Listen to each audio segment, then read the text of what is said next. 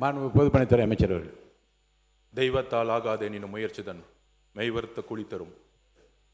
தந்தை பெரியார், புரட்சியாளர் அம்பேத்கர், பேரறிஞர் அண்ணா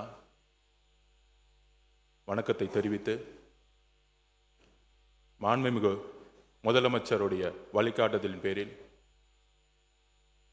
அவருக்கு வணக்கத்தை தெரிவித்து, என்னுடைய முதல் மானிய கோரிக்கையை தமிழ்நாடு சட்டமன்றத்தில் தாக்கல் செய்கிறேன்.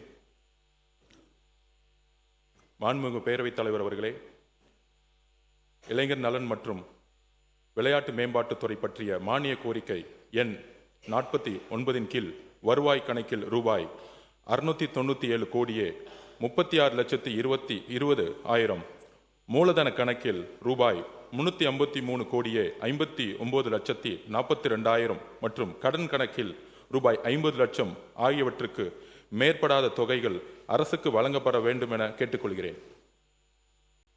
மாண்புமிகு பேரவைத் தலைவர் அவர்களே, நெடுஞ்சாலைகள் மற்றும் சிறு துறைமுகங்கள் துறை பற்றிய மானிய கோரிக்கை எண் 21 கீழ் வருவாய் கணக்கில் ரூபாய் 2,280 கோடியே 82,52,000, மூலதன கணக்கில் ரூபாய் 19,231 கோடியே 55,11,000 மற்றும் கடன் கணக்கில் ரூபாய் 50 லட்சம் ஆகியவற்றுக்கு மேற்படாத தொகைகள் அரசுக்கு வழங்கப்பெற வேண்டும் என கேட்டுக்கொள்கிறேன்.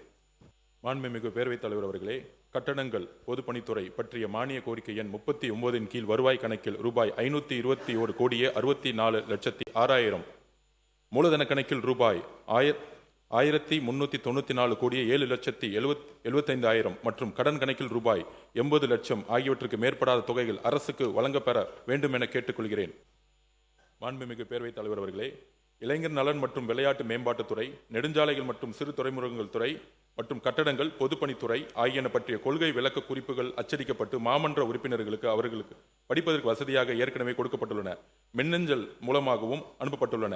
கொள்கை விளக்க குறிப்புகள் தமிழிலும் ஆங்கிலத்திலும் மாண்புமிகு உறுப்பினர்களிடையே மேசையில் உள்ள சிறு கணினியிலும் பதிவேற்றம் செய்யப்பட்டுள்ளன.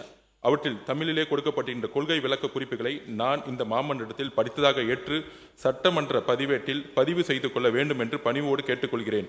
மாண்புமிகு உறுப்பினர்கள் தங்கள் அரிய கருத்துக்களை தெரிவித்த பின்னர் என்னுடைய பதிலுரையில் அவற்றிற்கு விளக்கம் அளிக்கிறேன் என்பதை தெரிவித்துக் கொள்கிறேன்.